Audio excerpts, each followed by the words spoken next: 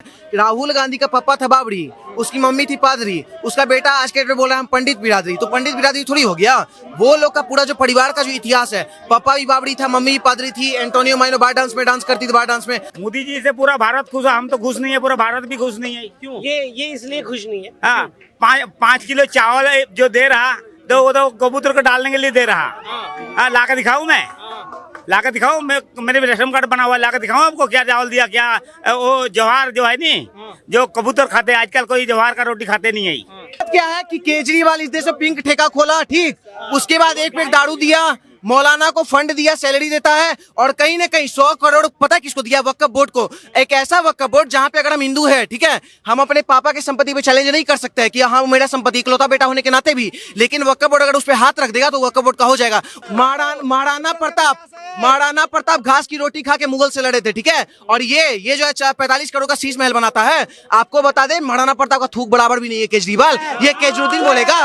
और डर तो हमको इस बात का है कि कह रहा था कि क्या बोलता है, हम मेरा शरीर गया आत्मा बाहर है। 70 सालों तक तो तुम भी राज किए थे ना, 70 सालों तक राज किया था, पास तुम्हारे मौका था, तुम भी बनवा लेते राम मंदिर। किस बाबर ने रोका था भाई? तुमको कोई बाबर तो नहीं रोका था, बनवा लेते उस टाइम। लेकिन उस टाइम सीपी में खड़ा होकर कह रहा है 70 साल कांग्रेस ने क्या करा, जहाँ खड़ा है ये कांग्रेस ने बनाया।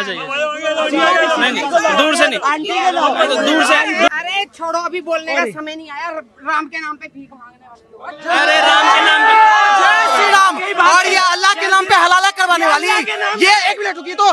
नमस्कार बाबू, स्वागत है आपका हमारे चैनल पर। जैसे जैसे गर्मी की वजह से पारा बढ़ता जा रहा है, वैसे ही वैसे राजनीतिक गलियारों में भी सियासी जो पारा है वो चढ़ता जा रहा है। पहले चरण के चुनाव होने वाले हैं, 19 तारीख को वोटिंग की जाएगी। उससे पहले घोषणा पत्र जारी करने का जो सिलसिला है वो चालू हो चुका है। कांग्रेस पार्टी पहले ही अपना घोषणा पत्र जारी कर चुकी है और आज समाजवादी पार्टी ने भी अपना घोषणा पत्र जारी कर दिया है। हालांकि दोनों के घोषणा पत्रों में एक जो कॉमन चीज नजर आती है वो मुस्लिम वोट, अल्पसंख्यकों का वोट खींचने के लिए काफी सारे चुनावी वादे किए जा रहे हैं। अब चाहे वो अल्पसंख्यक का वोट हो, चाहे वो दलित समाज से जुड़ी राजनीति की जा रही हो, दोनों के मैनिफेस्टो में यही नजर आता है। हमारे साथ कुछ युवा हैं, जान लेते हैं 24 के इस चुनाव को कैसे देखते हैं और दोनों पार्टी के मैनिफेस्टो को कैसे देखते हैं। 19 तारीख को पहले चरण की वोटिंग होनी है और घोषणा पत्र जारी कर रहे हैं। जिस तरीके से कांग्रेस पार्टी ने अल्पसंख्यकों को लेकर एक पर्टिकुलर कॉलम रखा, ऐसे ही आज समाजवादी पार्टी ने भी अपना घोषणा पत्र जारी किया और उसमें मुसलमानों मतलब अल्पसंख्यकों और SC ST के लिए काफी सारी घोषणा की गई है। कैसे देखते हैं इन दोनों घोषणा पत्रों को? देखिए, जितना आप मैनिफेस्टो है, जितना आप घोषणा पत्र देखे होंगे, आपको ये साबित हो गया होगा कि बहुजन के लिए ये लोग है ही नहीं। मतलब इस देश में मेजोरिटी कम्युनिटी भी तो कुछ है ना, लेकिन उनके लिए इनके दिल में कुछ है ही नहीं। मतलब क्लियर बोले तो हिंदू के लिए कुछ नहीं है। जितने भी जो ब्राह्मण समाज आते हैं या राजपूत समाज आते हैं, भूमियार समाज आते हैं, उनके लिए इनको दिल में कोई प्रेम नहीं है। अब रही बात, कोई नया बात है नहीं। कांग्रेस का, CPI का, समाजवादी पार्टी का ये इतिहास रहा है कि ये लोग बोलते हैं सरिया लागू कर देंगे हम। कौन बोलते थे? राजीव गांधी बोलते थे। उसके बाद ये PV नरसिम्हा राव बोलते थे हम इस देश में मदरसा बनवाएंगे। उसके बाद इंदिरा गांधी 5000 साधु संतों को मरवा देती। क्यों मरवाई थी? कहीं ना कहीं मुस्लिम मेजोरिटी वोट बैंक के लिए। तो ये लोग का जो इतिहास रहा है कांग्रेस का, ये इतिहास ही गवाह देता है कि ये लोग शुरू से जो है मुस्लिम तुष्टीकरण की राजनीति करता था। अब रही बात मोदी जी की, तो जो मोदी जी के विपक्ष में भी कोई है ही नहीं। जब तक विकल्प आएगा नहीं, देश का जनता किसको चुनेगा? विकल्प आपको दिख रहा है कोई? एकमात्र पार्टी, सबसे बड़ा पार्टी कौन है? कांग्रेस। जहां पे पार्टी अपना बोली तो अच्छा रहेगा, वो दुकान है जहां पे बेटा बेटी माई जमाई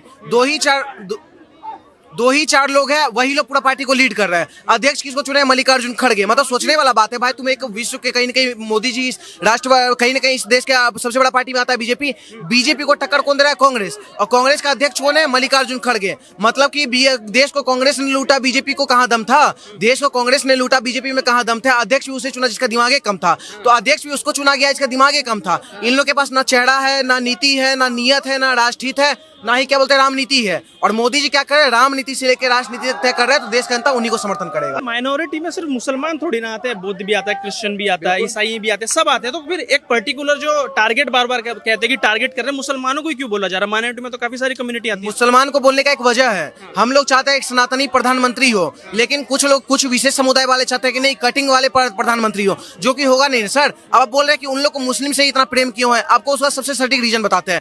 राहुल गांधी का पापा था बाबरी, उसकी मम्मी थी पादरी, उसका बेटा आज के डेट में बोल रहा है हम पंडित बिरादरी, तो पंडित बिरादरी थोड़ी हो गया। वो लोग का पूरा जो परिवार का जो इतिहास है, पापा भी बाबरी था, मम्मी भी पादरी थी, एंटोनियो माइनो बार डांस में डांस करती थी, बार डांस में।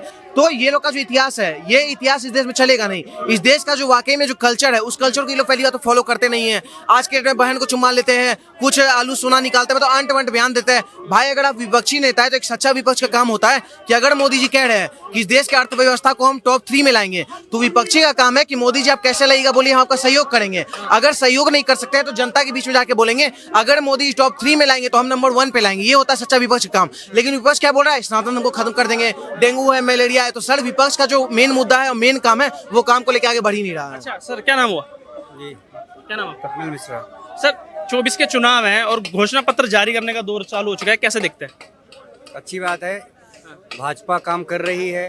कांग्रेस के जितने भी विधायक हैं, सांसद हैं, सब छोड़ के भाजपा में आ रहे हैं, क्योंकि उनको पता है कि यहाँ विकास हो नहीं सकता है। 70 साल जो केंद्र में रह के कुछ नहीं कर पाई, वो अब क्या कर पाएगी। 70 साल बनाम 10 साल आप देख लीजिए कितना देश का विकास हुआ है। चाहे 370 ले लीजिए, चाहे आर्टिकल हाँ जो कश्मीर में जो है लगाया था वो देख लीजिए आप। जहाँ पे पत्थरबाजी होती थी, सैनिक अपने आप को असहाय महसूस करते थे। आज किसी की हिम्मत है उठा के पत्थर मार दे। लाल किला पे जो है, वहाँ पे लाल चौक पे जो है तिरंगा जब फहराया जा रहा है, राम मंदिर बन रहा है। अरे आपके प्रधानमंत्री ऐसे प्रधानमंत्री हैं कि मुस्लिम बाहुल्य कंट्री में जाकर के मंदिर का निर्माण करके आए हैं। अब इससे बड़ी बात और क्या हो सकती है। अच्छा जी, क्या नाम? सिकंदर। कैसे देखते चुनाव को? चुनाव में देखा जाए तो कोई पार्टी बहुमत में नहीं आ रहा। नहीं आ रहा है? हाँ, जब मोदी जी उधर बोल रहा हम केंद्रीय सरकार में सरकार के हम रहेंगे, सबको बंद कर दो। हाँ। जो हम वोटर है हमको भी बंद कर दो। हाँ। हमको भी बंद कर दो, ठीक है। ईडी सीबीआई के पीछे देके सबको बंद कर दो। मोदी जी से खुश हो नहीं हो? मोदी जी से पूरा भारत खुश है, हम तो खुश नहीं है, पूरा भारत भी खुश नहीं है। क्यों? ये इसलिए खुश नहीं है। हाँ, 5 किलो चावल जो दे रहा, तो वो तो कबूतर को डालने के लिए दे रहा। हाँ, ला के दिखाऊं मैं? लाकर दिखाओ, मेरे रेशन कार्ड बना हुआ, लाकर दिखाऊं आपको क्या चावल दिया, क्या वो जवाहर जो है नहीं, जो कबूतर खाते हैं आजकल, कोई जवाहर का रोटी खाते नहीं है, ठीक है। वो ऐसे दिया जो कीड़े घूम रहे उसके ऊपर में। तो मोदी जी नहीं तो कौन? 80 करोड़ आदमी को दे रहे खाना, तो क्या खाना दे रहे? मोदी जी नहीं तो कौन? उसमें मोदी जी नहीं तो कौन? मोदी जी ने तो कौन है? हाँ, कौन आएगा? जो इंडिया गठबंधन है, उसमें से कोई चुन के आएंगे। कोई चुन के आएगा। हाँ। अच्छा, मोदी जी जो राशन दे रहे हैं वो खाने लायक नहीं है। पहली बात इनसे क्वेश्चन, पहली बात तो ये बोले वोटार नहीं होता है, वोटर होता है, वोटर, ठीक है। तो इनका इसीलिए कांग्रेस समर्थन करता है, इसलिए केजरीवाल को समर्थन करता है, क्योंकि इनके लिए वोटार होता है। अब दूसरी बात ये बोले कि मोदी जो है क्या बोलते हैं, राशन दे रहे, डिश दे रहे, डेट दे रहे। आप एक बात बताइए, आप इंडिया गठबंधन का बात किए, U.S.A को आप क्या बोलते हैं, ये बताइए क्या बोलते हैं, बोलिए। इनको नहीं आता है। यहाँ पे जनता भी खड़े, आप पूछ सकते हैं। U.S.A को USA बोलते हैं, U.A.E को UAE बोलते हैं। तो फिर I.N.D.I. जिसमें सबसे बड़ा डॉट जो लग रहा है, जो सबसे बड़ा डाउट है, उसको इंडिया आप लोग कैसे बोल दिए? ये इंडिया नाम रख के ये कर रहा है ताकि अगर हम लोग इंडिया के खिलाफ कुछ बोल दे तो हम लोग देशद्रोही साबित हो जाए। अरे भाई वो इंडिया थोड़ी है, वो इंडिया एलियंस है, अलायंस में नहीं, एलियंस जो सूर्य ग्रह, मंगल ग्रह, अंतरिक्ष कौन ग्रह से टपक गए। अब वो बोल रहे हैं हम प्रधानमंत्री बन जाएंगे। इनसे आप ये पूछिए ना कि आखिर प्रधानमंत्री बनेंगे कौन इनके चेहरा में? इंडिया एलियंस जो बना है, इंडिया एलियंस में किसको आप प्रधानमंत्री के तौर पे देखते हैं? इंडिया का प्रधानमंत्री आप किसको प्रधानमंत्री के तौर पे देखते हैं? 400 पार इंग्लिश ही मारो, हम तो हिंदुस्तानी हूँ, हिंदी बोल रहा हूँ। ये बेकार इलेक्शन का ही मतलब हो जाएंगे, सारे को पकड़ वोट दे तेरी ऐसी। किसको बनाओगे? किसको बनाओगे? ये पूछ रहे किसको बनाओगे? हाँ, किसको बनाओगे? जो विपक्ष है उसमें से चुन के आएंगे, मगर मोदी नहीं आएंगे, नहीं आएंगे इस बार। भैया 400 पार है, 400 इनसे ये पूछिए कि ये भारत देश है या स्विट्जरलैंड है, पहले ये पूछिए। आ जाओ पहले बात तो नहीं यार, भाग क्यों रहे हो? पार नहीं होगा, 200 का आंकड़ा नहीं है। शादी तो हो रहा लेकिन दूल्हा का तो पता ही नहीं है। हाँ, तो शादी तो हो रहा, अरे शादी तो हो गया, बीवी का पता ही नहीं है बीवी कितना है। पार है भाई इस बार। देखो इनको ये बोल रहे हैं ना 400 पार नहीं आएगा, इनके लिए वो शायरी बोलते हैं। 1 मिनट, इनको एक वो शायरी, 1 मिनट रुक जाइए भैया। देश को क्या संभालेगा, ठीक है। 1 मिनट, ये बोल रहे हैं अब की बार 400 पार नहीं आएगा। ये बोले ना बोलते कांग्रेस क्या बोलते हैं, मोदी को 400 पार नहीं आएगा। हम तो सिंपल शायरी में कहना चाहते हैं कि कांग्रेस है इस देश का घोटालेबाज और मोदी जी है इस देश के चौकीदार प्रिय। कांग्रेस है इस देश का घोटालेबाज और मोदी जी है इस देश के चौकीदार प्रिय। अब की बार 400 पार आएगा, I am very much sure प्रिय। आज देश में कितना है? 55 लाख करोड़ था, अब कितना उधार है? 1.5 लाख करोड़ सबसे ज्यादा ये भारत में। कंट्री पे ये पैसा कहाँ गया? अमेरिका, जापान का सबसे ज्यादा कर्जा है, वो लोग वापस क्या में स्थिति है बताओ तो तुम। हम नेता के पास में रोजगार कहाँ गया? किसका रोजगार है? हम तो अनपढ़ आदमी हूँ। 15,000 रुपये काम मिलता है, 10,000 का काम मिलता है, उसमें हो जाएगा कितना? कितना माइनॉरिटी कितना बेरोजगार है देश पे कर्जा। सुनिए, इस देश में सबसे ज्यादा कर्जा पता है किस पे है? पूरे अगर विश्व में देखा जाए तो अमेरिका जापान में, ठीक? तो वो लोग का स्थिति आप देख लीजिए कितना मस्त चल रहा है देश। भाई अगर कर्जा लेकर इन्वेस्टमेंट बढ़ाते हैं, अगर मैन्युफैक्चरिंग बढ़ाते हैं और अगर इंपोर्ट एक्सपोर्ट को कहीं ना कहीं बढ़ाते हैं, एक्सपोर्ट से ज्यादा करते हैं, आयात निर्यात करते हैं, तो क्या दिक्कत है? अरे भाई कर्जा से हमारा देश तो डेवलप कर रहा है ना। जीडीपी देख लीजिए ना, पता है आपको? सुनिए, अमेरिका और जापान, आप तो पहले ही बोल रहे हैं हम अनपढ़ है। अमेरिका और जापान का जीडीपी जितना है ना, उसका 200% जो उन लोग का कर्ज है, लेकिन आज के डेट नंबर 1 देश में कहा जाता है। वैसे ही हमारे इंडिया का अगर आप बात करते हैं, रहिए ना, आपको क्या दिक्कत है? आप तो सुनिए ना, आपका नाम क्या है ये बताइए। सिकंदर खान। हाँ, सिकंदर। अच्छा। अब इनको क्यों कर्जा लग रहा है अब समझ में आ रहा है, क्योंकि ये तो रोहिंग्या ठहरे। अब आपको बता दे, अब सोचिए दिक्कत पता है क्या है?